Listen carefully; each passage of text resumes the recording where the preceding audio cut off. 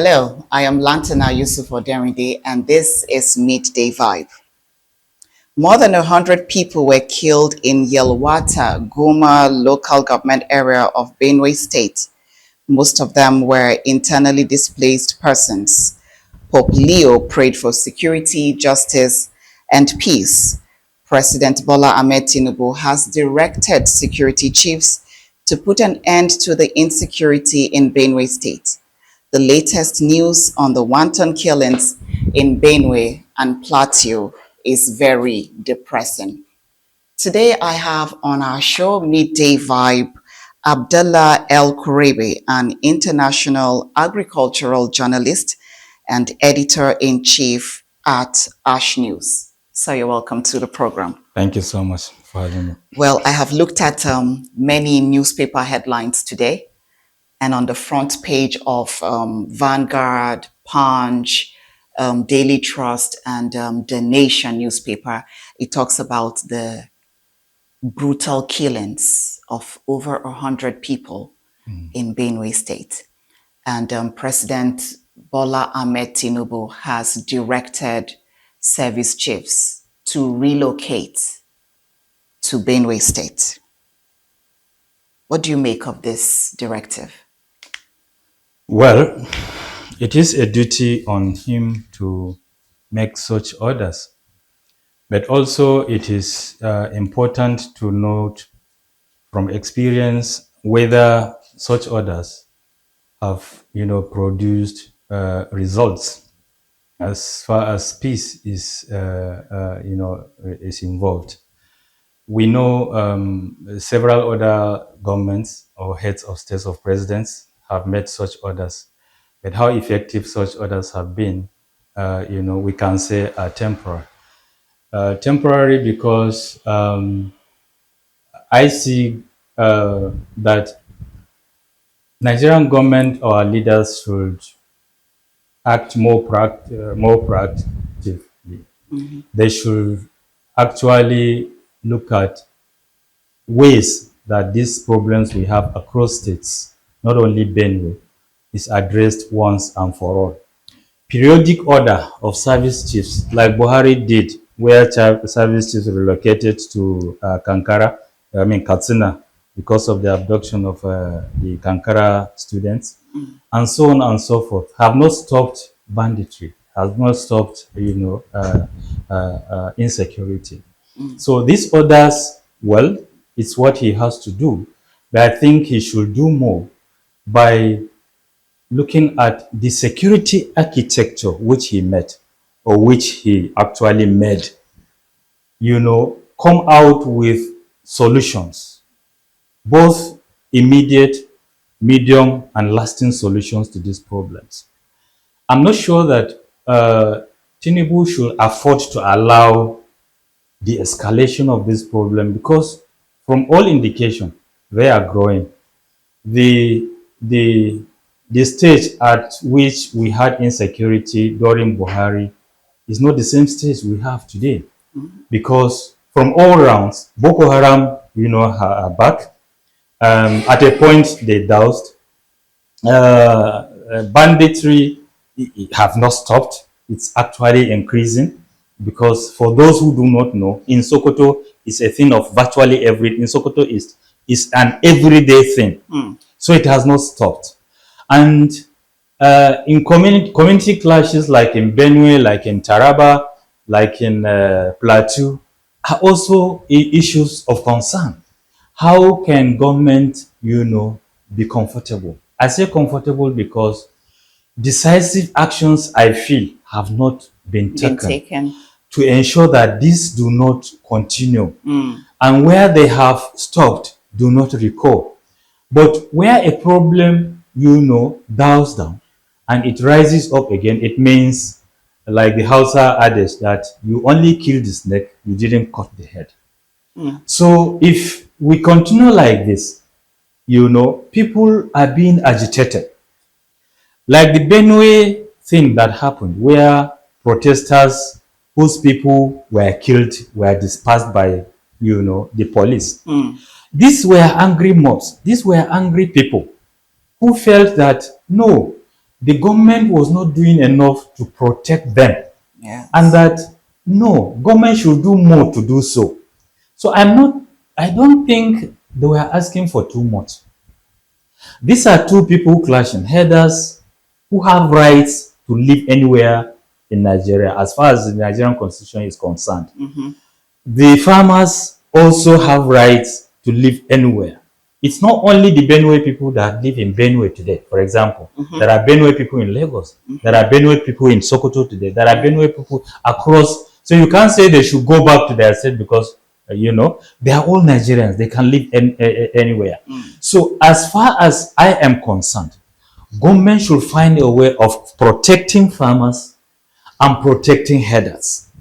Because when clashes come like this, whoever were killed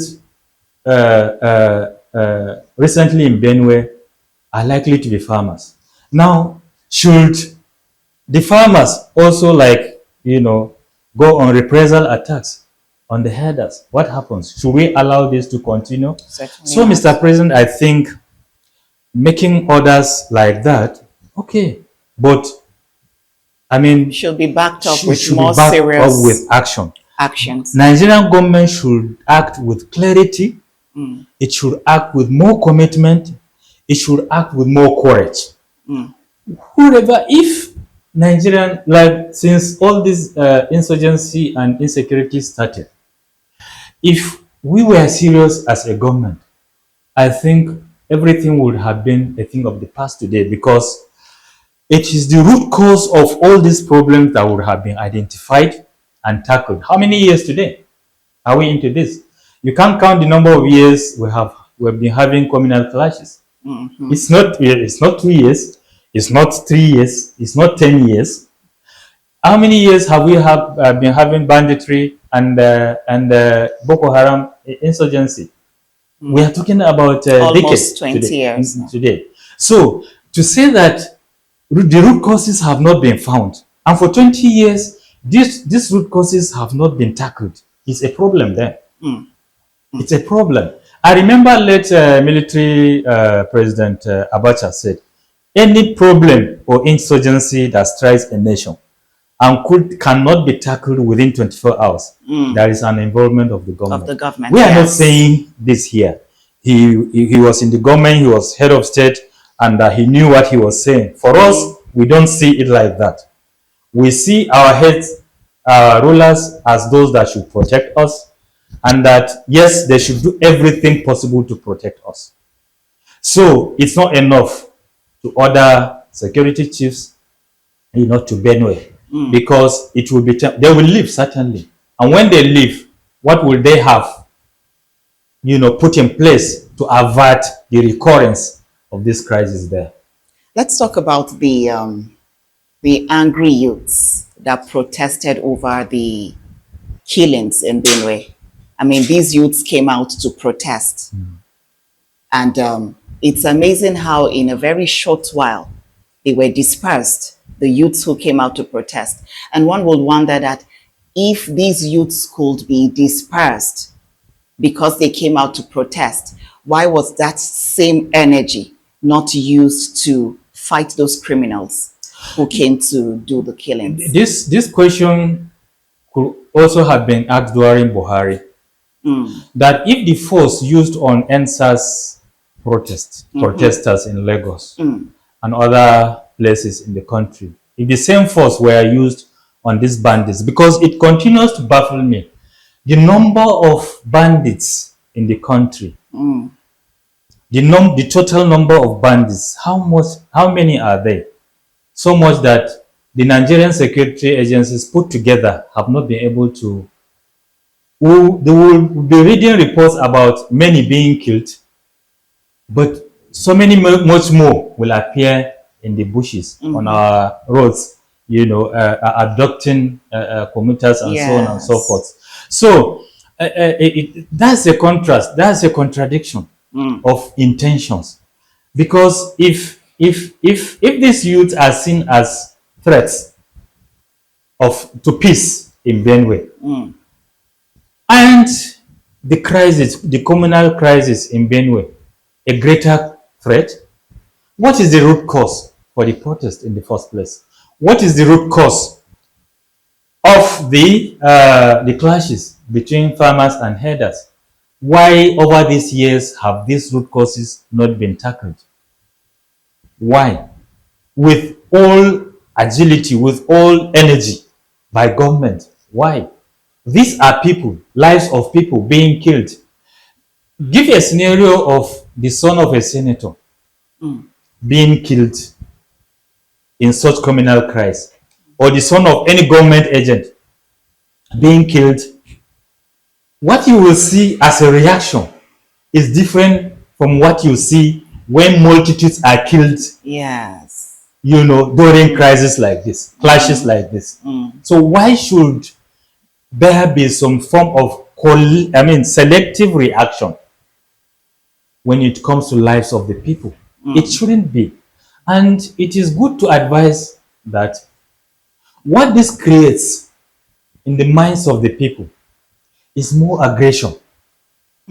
Because when you kill my person, my brother, and I see nothing is done, a neighbor's brother is killed and nothing is done, but your own brother who is in government is touched, and all I see is army of military people, policemen, mobile policemen, and so on and so forth. Begins to well up. So many questions begin to pound on my head as to what is the intent of those in government. Is it for us to be annihilated completely so that they and their sons and their relatives can live? And I don't believe it is so. I believe it is rather probably an inaction by people in government. But then, this is not what they have continued to promise us during their electioneering. Tinubu specifically emphasized, and I can't forget, very many things, particularly two that I hold, is that he will provide the security that other governments, because if you say you will improve in security, you are telling me that you do better than your predecessors. Sure. Buhari, Jonathan, and so on. I have not seen that. You told me, and of course other Nigerians, that you will give us electricity. In fact, you even went ahead to say that if you don't give us electricity, we shouldn't elect you again. Electricity is not there. Businesses are dying in Nigeria. So let's not digress. I'm trying to say that Tinubu should do much more than he promised he would do. Much more than he is doing. So presently. Talking about President Bola Ahmed Tinubu, one of his directives to Governor Hyacinth Alia is that he should facilitate reconciliation so that there can be peace, security, and sanity in Benue State. Now, I'm just wondering, this reconciliation is between who and who? And how is he to go about this reconciliation? I'm talking about the governor. I think I can preempt, if you say between who and who, I can preempt it is between the herders and the farmers. Which is the reason for the clash. Which is the reason for the clash. Now, you have burnt my buka, my house. You have killed my people. On the other hand, on one hand, you have killed my cattle. Like I said again, on this part you have killed my cattle. On the other hand, I have killed your people. Now reconcile us. How do you reconcile aggrieved persons without addressing those issues about which we are clashing? How? Now, of course, you can't bring a dead person to life. You can't. No one is Jesus. You can't. And because you cannot. Those that have been killed have been killed. Those houses that have been burnt have been burnt. Now, how do you address, how does Tinubu want earlier to sit down with these people and tell them what?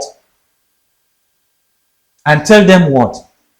Yes, again, I will say, well, he had to say what he said, because earlier is the chief security officer of Benue State. And so Tinubu has to tell him that. But it's not enough.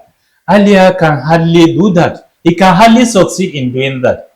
This is because, like I said, these are aggrieved people whose cries and plights have not been addressed. So you can only, sit down with people, maybe listen to them, solve those problems and say, okay, having solved this, please come together. So to me, it's not a very good step that could be used to tame the clashes that have become recurrent in Benue State. It certainly is not. This same Governor Alia has accused some big wig politicians in Abuja. He has accused them of being the sponsors of the recent killings and insecurity in Benue State. And these people in Abuja, the politicians in Abuja, have come out to condemn that statement and have said it is not true. How could they be the ones to sponsor killings in their own state? One big problem we have in Nigeria is politicization of even hunger. We politicize insecurity, we politicize hunger, we politicize failures. If you fail, it is my opponent. If you succeed, it is me. That is our problem. I see that as a politicization of what is going on in Benue. All I believed he should have done, well, this problem started before he was there. And it wasn't his party that was ruling in Benue. So, if it existed in Benue during PDP, during autumn, would autumn accuse the APC politicians in Abuja that were behind it? Now that it is APC government, is he accusing the PDP politicians that are in Abuja that are behind it? So he succeeded a problem. And what I believe he should have done is bring out your evidences. Come with them to Abuja, meet President Bola Tinubu. Sir, I want to meet you with the security chiefs, the DSS, DG, the IGP. I want to present to you, a catalog of evidence I have against some people that are behind this crisis. Not just making mess. Not just making allegations that you cannot substantiate. Of course, if he has them, he still has time to prove himself that yes, they are the ones, and this is the evidence that I have. So, for me, that is politicization of the situation in Benue, which cannot help him. It can't help him. He should look for real-time solution to the problem, because he is there and this is his first term in office. He probably will be looking to be there for his second term. So he shouldn't allow this problem to, protrude into his second term, because he won't enjoy it. He is not enjoying it now. I'm not sure he is happy with what is happening. Definitely it is the same politicization that is happening in other states where you have opposition. In Zamfara, there is similar accusations. My paper published recently where the APC, I think the PDP, yes, the PDP was accusing the APC of similar thing in Zamfara. And the APC has threatened to go to court. Wow. You see? Because you have to have proof to not today we are not in that shelf. We are in that shelf where we no longer see the truth and the lies that come from the lips of some people. It's no longer so. So please, Mr. Governor, come out with your evidence. Convince Tinubu and security chiefs that yes, what you are saying is true, and these are your evidence. Otherwise, it's rhetorics. It is the same thing, and more so that there are many things we shouldn't find in a clergy governor. Some governors are former governors. Some governors are servant governors. But I see him. He's somebody I never knew before until he became governor. And I respect him for who he was before he became a governor. And I will be happy if he doesn't tread the route of co-politicians who live on lies Could to it be deceive that their he people. has evidence and probably is afraid? Why should he Could be it afraid? be? One, he has immunity. Okay. He is protected by law as far as this moment is concerned. Two, he is the chief security officer of his state. Of his own state. So, and three, he has that, as governor, he has that express, to see the president anytime. And he can call on any, the army chief, the air force, the blah, blah, to see them anytime. So, afraid of what? Anybody who is afraid of whatever, I'm not sure has that truth in him. Those that are truthful don't fear, because dying on truth is a good thing to do. Something noble. All right, so the Nigerian army just inducted 6,195 soldiers. How far can this go in solving the insecurity in Benue? Do you think this will work? 6,195 soldiers in Benue right now. Benue. Yeah. You see, the big problem here, it's a good thing to do. And of course, where there is commitment, frankly speaking, this problem can be solved.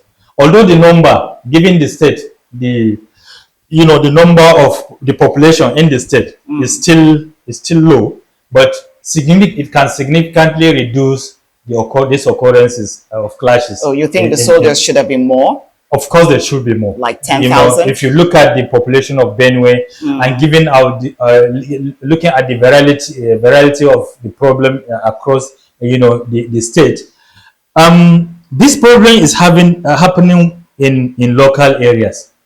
In local areas, not city centers. And what is the deployment strategy of these soldiers? It depends on what. Are they going to protect the government house? Are they going to be on the streets of Makodi? Or are they going to be deployed to local government areas? In the local government areas too, not headquarters. To those hot, places. Red zone areas. Red zone areas. If this is what is going to happen, that number is not enough. I don't know the total number of local governments that this is that are in Benue, in which this is happening. Oh, okay. But let's say it's even 10, or okay, maybe less. So deploying 1,900 to these local government areas and to 6,000. 6,195. Oh, okay. It's a good number. It's a good number. But then, I'm not a military man. I'm not a security man. But given what I know about crisis and how they occur, because they don't occur in your knowledge, not to talk of the knowledge of the security agents themselves, and our system is reactive. Our system here is to react to problems. We hardly work towards proactively. Hardly. So since it is proactive, and this could happen anytime, at times where, at locations where those security men have not been deployed. So what happens in such cases? So on the whole, the number is good, and with good commitment and morale boost. If they are well equipped. Morale, they should be well equipped. They should be well equipped. Well equipped. The governor of Borno State said some weeks ago, or should I say a few months ago, that Nigerian soldiers lack equipment. Yes, it is true. He was only repeating a truth that is known by several of people. They are. When a Boko Haram member is killed, and you see the sophisticated gun that is in his hands, you wonder whether truly, like Buhari said, these people have international connection. So you will truly say, yes, this is true. Because the kind of weapons these people have, our Nigerian army do not have. And morale too. Morale boost is where you don't allow our soldiers to be killed, because they don't have the requisite, equipment, the requisite, everything they want, including. So how effective can this number of soldiers be? Full welfare. How effective can they be if they're not fully equipped? Of course, how can you be equipped? Of course, uniform do not fight wars. Certainly. Uniform do not fight crisis. If you are a soldier, who I think it's an agency that is more feared than all others. Just wear your khaki, you bare hand go to a crisis place, nobody will fear you. But with the gun, of course, people become afraid, and then they take to their toes. So, not the number alone. The number is good, but again, they should be equipped. They should be equipped, military warfare. They should be equipped morally by way of boosting their welfare. Should not be, managed. They should have everything they need. Yes, they are soldiers and they are trained as soldiers, but they are human beings. First, they were human beings before they became soldiers, and there is every human being in any soldier. So if you are hungry, a bloody civilian is hungry. A soldier man too is though a military man could be hungry, not could be. So the same faith, he has life like you have. He is trained not to fear death. Yes, that is the training, but not because he cannot die if he is hit. You understand? That's very true. So I applaud this deployment of this troop, but then I repeat, they will need to be well equipped to douse the tension that is going on in Benue State. Mr. Abdallah El Kurebe, many thanks for coming on the program. Thank you for your contributions. Thank you. They are quite insightful. The wanton killings in Benue is very saddening, very depressing, not only for the people of Benue, but for Nigeria and for the world at large. If immediate action is not taken, there will be more killings and more lives and properties will be lost. We need the federal government to do the needful and take immediate action. Sir, thank you very much again for coming. Thank you. Thank you. And this is Midday Vibe. Thank you for tuning in.